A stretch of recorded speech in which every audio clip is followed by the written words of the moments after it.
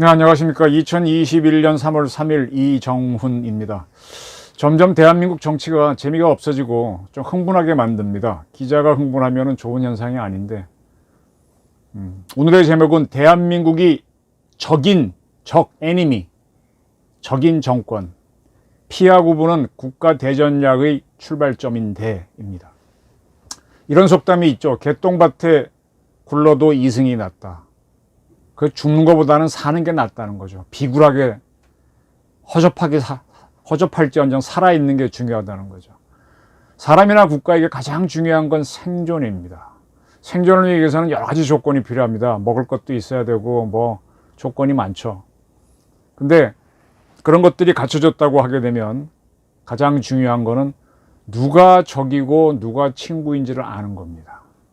누가 위협이고 누가 친구인지를 아는 겁니다. 이걸 한자로는 적과 나, 저가 식별 또는 저쪽과 내 쪽, 피하 식별, 피하 구분 이렇게 얘기합니다. Identification, friend and foe 영어로도 똑같은 뜻이 있습니다. 중립 세력이 있죠. 그 중에서도 나에게 좀 더 가까운 세력이 있고 적에게 가까운 세력이 있습니다. 그걸 명확하게 알아야만 생존할 수가 있습니다.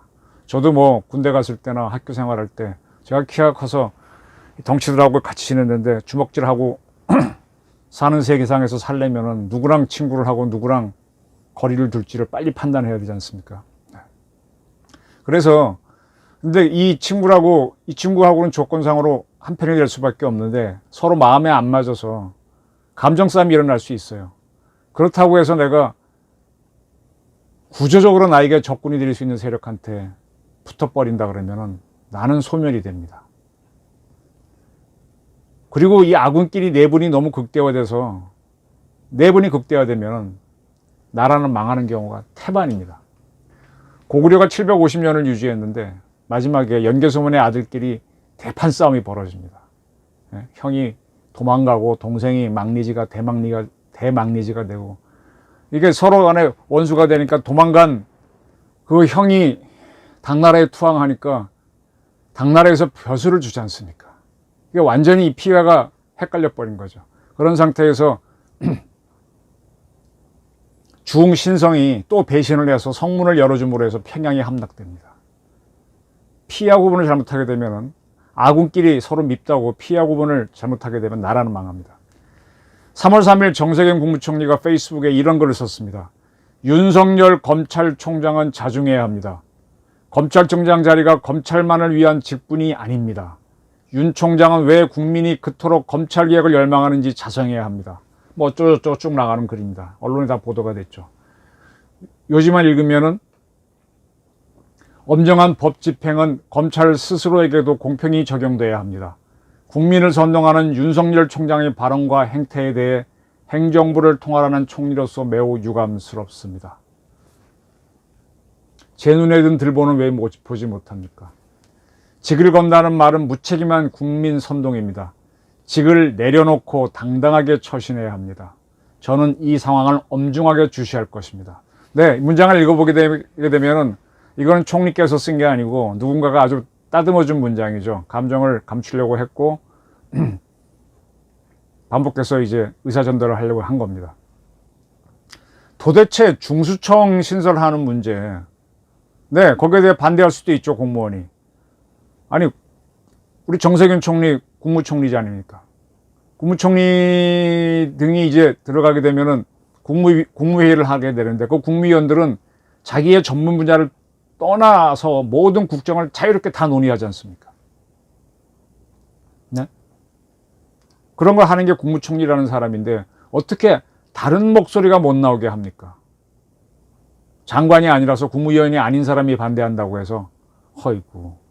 토론은 치열하게 하는 겁니다. 저도 제 군부대에 가서 어떤 작전 회의에 몇 번 들어가 봤어요. 물론 이제 정식 작전은 아니고 이제 훈련인데, 와, 거기에서 보게 되면은 열띠게 토론해요. 지휘관이라고 반드시 지휘 잘하는 거 아니잖아요. 서로 막 싸우고 막 하다가 그냥 끝나고 나면 서로 이제 그래, 당신 아이디어가 좋았어, 그 작전이 좋겠네, 이렇게 합의를 하면서 갑니다. 계급장이 높다고 찍어 누르는 거 절대로 없습니다. 그러한 군대는 반드시 패망합니다. 직을 걸고 중수청에 반대한다고 해서 윤석열 총장에 대해서 법무부 장관을 넘어 총리까지 이렇게 나와서 강력하게 반응하는 거 보면은 참 이상합니다. 지금 이게 윤석열 총장이 적입니까? 북한이 문정권을 향해서 특등 머저리, 삶은 소대가리, 앙천대사라고 할 때는 찍소리도 못하는 사람들이 검찰총장과 검찰은 적이고 북한은 친구입니까? 피하 구별을 못하고 있어요. 야당 시절 민주당 사람들 북한이 핵실험하고 미사일 쏠 때 이렇게 강력한 엄포를 놓은 적이 있습니까? 참, 도대체 중수청이 얼마나 중요한 거길래 이렇게 장관 떠나갖고 총리까지 나와서 공박을 합니까? 그리고요, 검찰권 문제는 국민 기본권과 연결되는 겁니다. 중수청을 만들고 공수처를 만드는 거는 굉장히 신중하게 다뤄야 됩니다. 당연히 반대 의견 나올 수 있는 거죠. 지금 이 정권에서 하는 거 검경수사권 조정은 저도 참여하는 그 모임이 있었다고 말씀드렸는데, 그와 별도로 노무현 정부 때 사법개혁특위라는 게 있었습니다. 사법개혁특위에서 열심히 토론했지만 그때 못했어요. 왜? 반론이 매우 많았기 때문에 그걸 정리하는 게 힘들었기 때문입니다. 근데 이 정권은 어떻게 된 게 자기네가 결정한 건 무조건 따라오라고 합니까? 이게 독재입니다. 문재인 정권은 독재 정권입니다. 법을 근거로 하지 않고 행정부가 독자적으로 판단해서 해버리면 그게 독재입니다. 행정부가 마음대로 하는 게 독재입니다.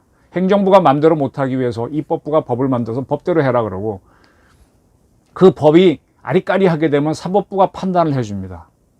헌재도 있고요. 그래서 이것이다 하게 되면 그것대로 시행하는 게 행정부입니다. 행정부가 자기 마음대로 판단하게 되면 그게 독재입니다. 아시겠습니까? 상권 분립은 법을 만드는 입법부가 있고 그 법대로 행정부는 하는 거예요. 행정부는 시녀예요, 쉽게 말하면. 근데 그 법이 좀 해석이 아리까리하다 그럼 사법부가 다시 판단을 해주는 겁니다. 그것대로 하면 되는 겁니다. 자기 스스로 총리가 나서서 이렇게 경고합니다 이렇게 하는 거, 이거는 독재입니다. 민주주의 아닙니다. 로마가 독재라는 단어를 쓴 나라예요. 딕테이터라는 영어로 표현된 딕테이터라는 단어가 로마에서 나온 말입니다. 이 독재라는 단어가 왜 나왔는가 하면요, 로마에서는 전쟁이 일어나지 않습니까? 전쟁이 일어났을 때는 그 전에 싸우는 작전을 짤 때는 많은 논쟁을 하지만은 작전이 결정되고 난 다음에는 그 작전대로 쫙 해야 되지 않습니까? 방어 작전을 해야 될 거 아닙니까? 공격도 마찬가지죠. 그럴 때는 한 사람이 쫙 밀어붙여야 돼요. 우리 준비 안 됐으니까 천천히 하십시오. 이런 거 없습니다. 야, 임마, 하라면 해. 5분 내에 맞춰. 기계적으로 돌아가야 됩니다. 그래서 그때 전쟁이 났을 때는 2명의 집정관이 하던 게 한 사람의 집정관이 해서 그를 독재관이라고 명명하게 했습니다. 그러니까 공화정에서 독재를 하는 거는 적을 상대할 때만입니다. 근데 지금 이게 적을 상대로 지금 독재를 하고 있잖아요.